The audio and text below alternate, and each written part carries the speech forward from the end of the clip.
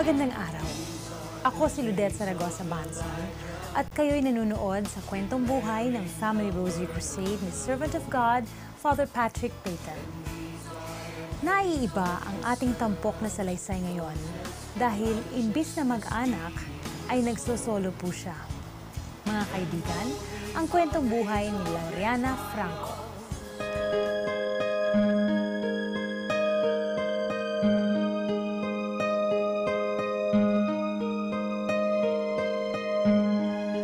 Jesus, take me as I am. Si Laureana Franco ay mas kilala sa palayaw na Kaluring. Madaling sabihin na siya isa lamang pangkaraniwang tao at hindi dapat nagpapagod sa anuman uri ng gawain pagkat may katandaan na. Ngunit iba si Kaluring. Sa edad na 67 ay patuloy pa rin niyang tinatahak ang landas ng walang katapusang paghahatid ng magandang balita ng Ebanghelyo, lalo na sa mga kapuspalad. Si Kaluring ay isang volunteer catechist, isang uri ng trabaho na tulad din ng ginagawa ng isang religion teacher. Ang kaibahan nga lang ay hindi tumatanggap si Kaluring ng anumang kabayaran sa kanyang naging bukasyon.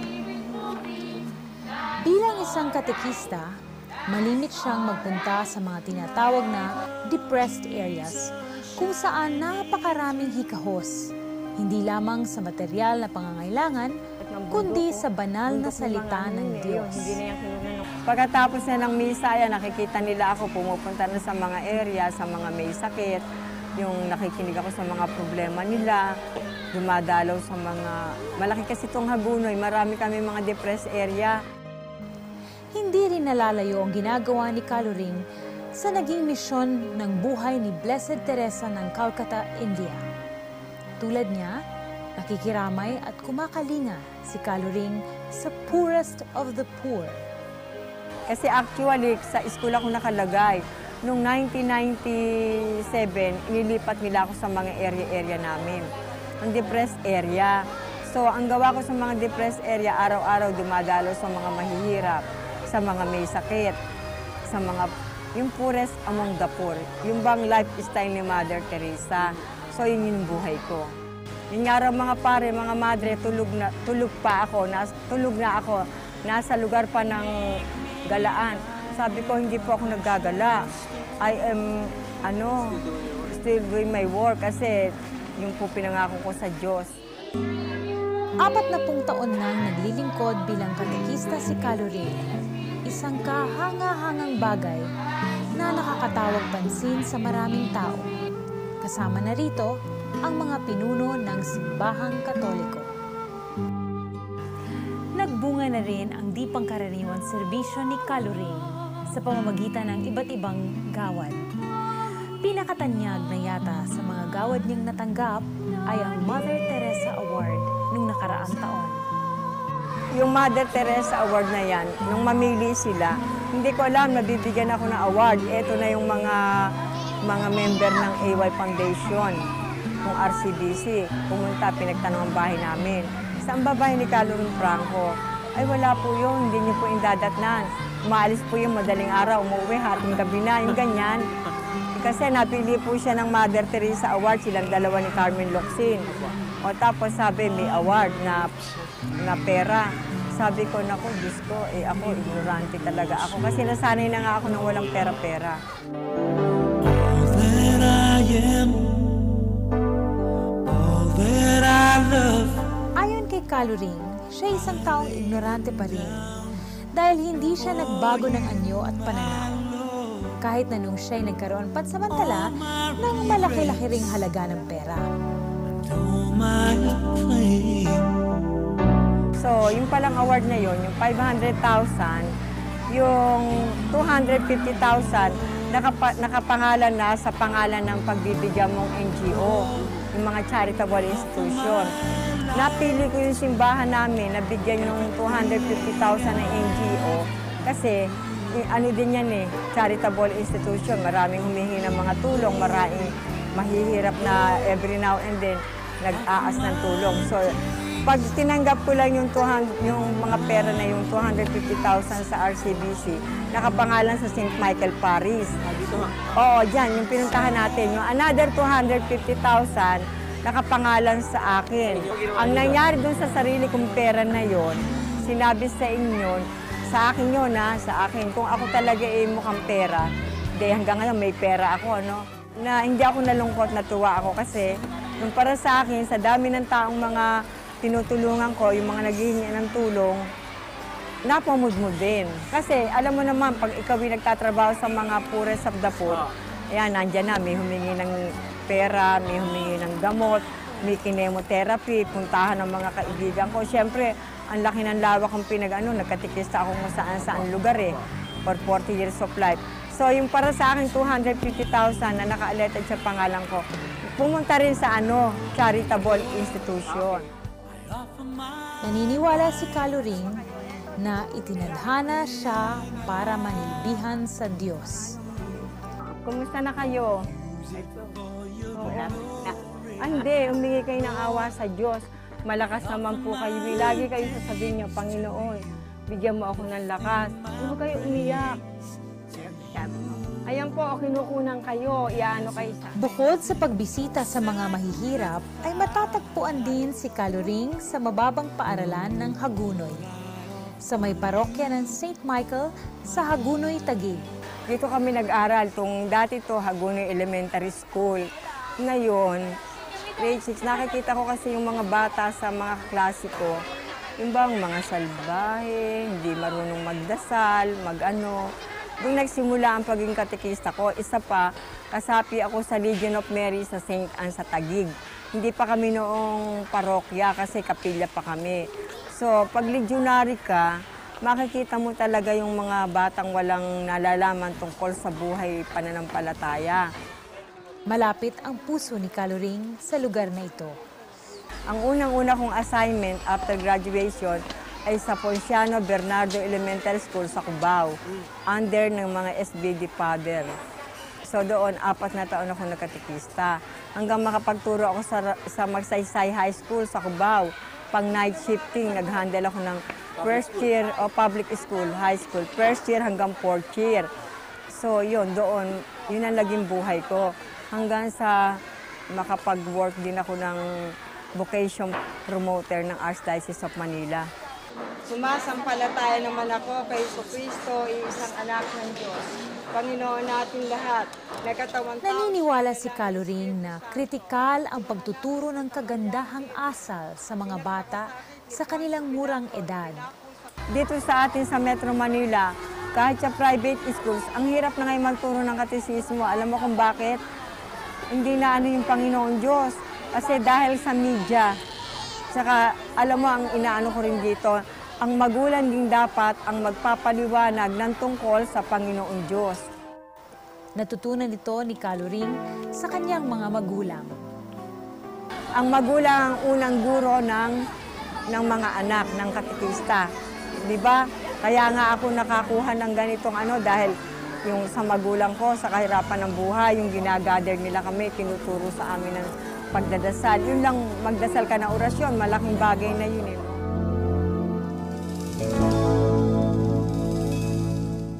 Sino nga ba talaga si Caloring?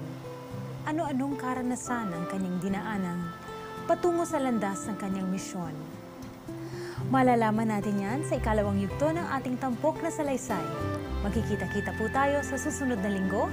Ito pong muli si Ludette Zaragoza Banson para sa kwentong buhay ng Family Rosary Crusade ni Servant of God, Father Patrick Peyton.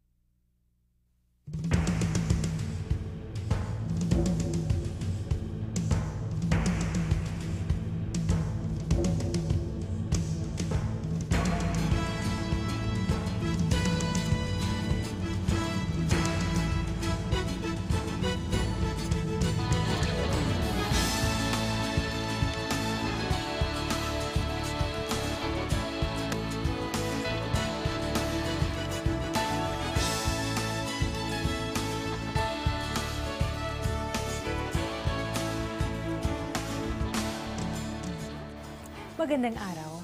Ako si Ludette Zaragoza Banson para sa kwentong buhay ng Family Rosary Crusade ni Servant of God, Father Patrick Peyton.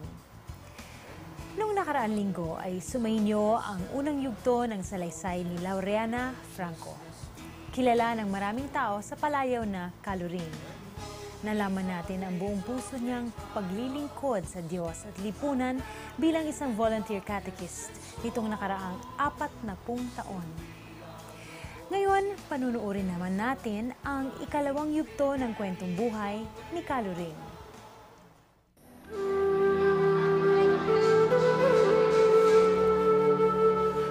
Sa Hagunoy, bayan ng Taguig, ipinanganak at lumaki si Calurin. Panganay sa 8 supling ng mga magulang na likas ang pagtitiis sa hirap ng buhay. Kung anong hirap sa buhay ng pamilya Franco, ay siya naman yaman ito sa pagmamahal at paniniwala sa Diyos. Ito ang tanim na umusbong sa puso ni Calurin. Kasi nakita ko to tuwing hapon, pag Angelus, yung amang ko, tinatawag na kami. 5:45, pinauwi kami ng bahay. Siyempre, mga bata, naglalaro, no? Pagkatapos na kami magtrabaho, tinuturuan kami magdasal ng orasyon. So, doon ko nakita sa amang ko nung nabubuhay, yung bang religious siya. Kahit na mahirap, pati inang ko, hindi rin no read, no write. Pero sinikap kaming maimulat sa amin yung tungkol sa aral pananampalataya. Pagdadasal ng orasyon, bago kumain, magdadasal pagkatapos kumain, bago matulog ang gabi, at saka tinuruan din kaming magdasal ng rosaryo. Palibhas ay lumaki sa isang madasaling mag-anak, nangarap din si Calurin na tuluyang pumasok sa kumbento, magmadre. Subalit, hindi ito ang nangyari. Bukasyon ko yung magmamadre. Ako talagang may bukasyon ako magmadre. Nag-try din ako sa Franciscan, kaya lang naging very sickly ako nung nandoon ako sa Franciscan. Kasi being the eldest sa pamilya, siyempre intindihin ko, 8 kami magkakapatid. Paano ko matutulungan ng mga kapatid ko para makapag-aral? Sa kagandahan loob ng mga madre ay napag-aral niya ang kanyang mga kapatid. Nag-aral kasi ako sa Loreto College, nakakilala ako ng mga madre. Ayun, nag-interview sila. Sinabi ko yung kahirapan ng buhay namin. So, sabi ni Sister Angelina Lim, tandang-tanda ko pa, Laureana, huwag kang mamroblema, meron ditong scholarship. Yun. Nakapaghanap buhay si Calurin ng matagal na panahon sa Philippine Air Force bilang telephone switchboard operator at clerk. Ngunit may nagtulak sa kanyang magbitiw sa trabaho. Ang nakatawag ng pansin sa akin ay yung mga batang naglalaro doon sa dinadaanan namin. Paglabas hanggang Port Bonifacio, sasakay kami ng jeep papuntang Pateros para makarating sa amin. Sabi ko, magandang to. Nadidinig ko kasi mga bata, ako mga magmura, mga mag-ano. So, na-attract ako doon. Naglilingkod na si Calurin sa simbahan nang kanyang sinapit ang isang di kanais-nais na insidente. Sa amin yun sa St. Anne Parish. Ano pa yun? Nabato nila ako. Ito na yung Kwento nyo nga muna. Naghahanap ako kasi matandang pari yan eh. Pinaghanap ako ng pari. Sa San Carlos ako pumunta. Pag akyat ko sa kumbento ng St. Anne, sinabi ko dun sa Assistant Parish Priest, Father, wala po akong nakuhang pari. Meron dong ashtray yung San Miguel. Ang ginawa, kumuha, binato yun sa akin. Nung makita ko na lang yun, nawalan ako ng malay. Tapos nung ako'y nagkaroon, sabi ng mga kasamahan kong mga Legion of Mary ng St. Anne, Calurin, nandito po kayo sa ospital. Bakit? Kasi kanina po, binato po kayo ng pari nung wala kayong nakuhang na paring magpapakumpisal ng First Communion. Nagkaroon ng pansamantalang karamdaman si Calurin dahil sa insidente. 3 buwan kang nagkaroon ng mental block. Naging tulala ako. Kasi alam mo kung bakit. Siyempre, apektado yung isip ko. Ang iniisip ko, paano ko pa matuturuan yung mga batang tinuturoan ko ng katisismo.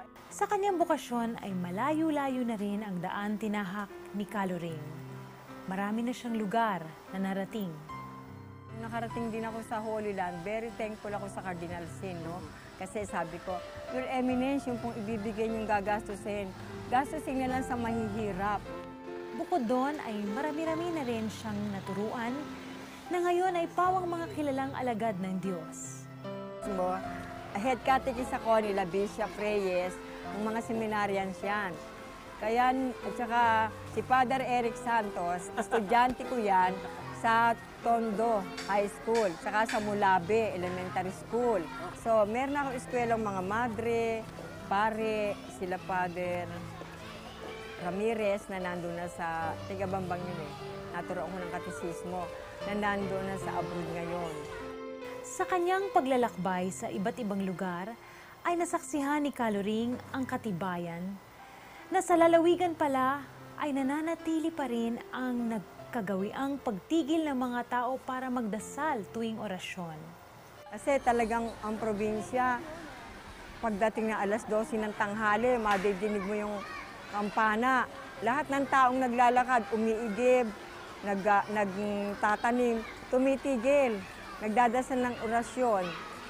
Nandun pa rin yung may kamalayan sa Panginoon Diyos. Isa pang pagsubok ang dumating kay Caloring. Nangyari ito sa panahon malubha ang kanyang ina sa sakit na cancer. Kasi binibili ako ng Mormons ng $10,000. Kasi ang mother ko noon dying of cancer. Nakita nila yung kahirapan ng buhay namin, binisita. So, kung sumagot ako sa Mormons ng oras na yon, harapan, eto yung $10,000 na bayad sa akin. Mag-Mormons lang ako. Pero sabi ko, wag na po kasi alam ko ang nanay ko, talagang may taning na yung buhay. Cancer yan eh. Matagal na siyang may sakit. So, hindi ko din pinagbili yung pananampalataya ko. Di naglaon ay kumalat ang balitang tinanggihan nga ni Caloring ang isang magandang alok na mayroon ding malupit na kapalit. Siguro kung sa ibang tumubo yung hirap na hirap sa buhay, ang dami mong utang, nakasalagma ka sa problema, siguro tatanggapin mo yung $10,000. Pero ako sa kabila ng kahirapan ng buhay namin, hindi ko tinanggap, hindi ko pinagpalit si Kristo. Sa kanyang mahirap ngunit banal na buhay, ay tila walang pinagsisisihan si Caloring. Pinatunayan niya na ang kahirapan ay hindi naging hadlang sa paggawa ng kabutihan sa Diyos at sa kapwa-tao. Bishop Sok Villegas, pag wala akong one time, Bishop, Caloring, bakit? Kumain ka na bang tanghalian pagpasok ng bilya? Opo. Anong sadya? Bishop, kung dahil kong tutulungang may sakit. Bigay ka agad siya ng pera. Kaya nga sabi ko, Bishop Sok, talagang ang bait ng Diyos. Caloring, ikaw lang nakagagawa ng ganyan sa amin dito sa Bilya kasi kilala ka namin. Kaya sabi nung may gathering sa Bilya, nako, si Caloring talaga walang kupas. At this age of 67, eto pa rin daw ako, nagtatrabaho pa rin para sa Diyos. So yung tuwan-tuwa ako, hindi nga ako naging madre, pero sa ginagawa ko, mas higit pa nga sa gawain ng isang madre. Kasi ito walang oras, kumi ako alas 11 ng gabi, alas 12. Kung tutuusin, si Caloring ay magandang halimbawa ng isang nilalang na maligaya at kontento sa yaman ng kanyang kalooban. Sabi ko nga sa kanila pag may Caloring, paano ka tumatagal sa ganitong uri ng buhay? Siyempre, humingi ako ng awa sa Diyos. Lord, maitaguyod ko po sana lahat ng pagtatrabaho ko sa mga mahihirap, sa mga pobre. Alam mo, nagpapaligaya sa akin yung araw-araw na makagawa ako ng kabutihan sa kapwa ko. Tuwan-tuwa ako kasi naka-mission accomplished ako. Hindi niya nalilimutan ipaalala sa atin ang halaga ng pagdarasal ng rosaryo. Alam mo, sa akin sa panahon ngayon, mahalaga ang pagdarasal ng Santo Rosario. Kumbaga ito yung ating pasaporte papunta sa langit.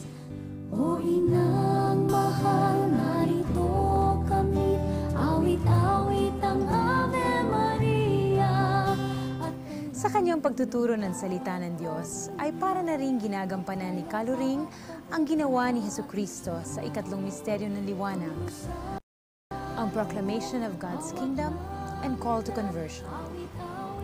Ito po si Ludeth Zaragoza Banson, Magkikita-kita po tayo muli sa susunod na linggo para sa isa na namang makapukaw damdaming salaysay dito sa kwentong buhay ng Family Rosary Crusade ni Servant of God, Father Patrick Peyton. Maging matatag tayo para sa ating mag-anak. The family that prays together stays together. And a world at prayer is a world at peace.